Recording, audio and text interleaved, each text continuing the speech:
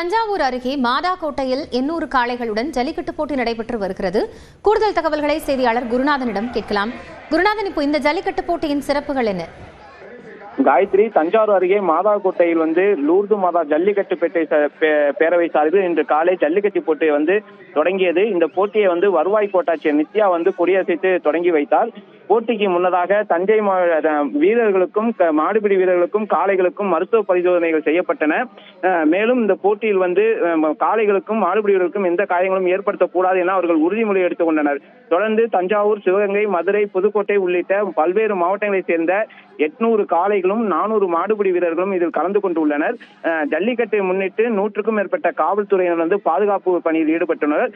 குறிப்பாக காயம்படும் காளைகளுக்கும் அதே போல் மாடுபிடி வீரர்களுக்கும் முதலுதவி அளிக்கும் வகையில் மருத்துவ முகாம் மற்றும் ஆம்புலன்ஸ் தயார் நிலையில் வைக்கப்பட்டுள்ளது. காயத்ரி, நன்றி குருநாதன் விவரங்களுக்காக.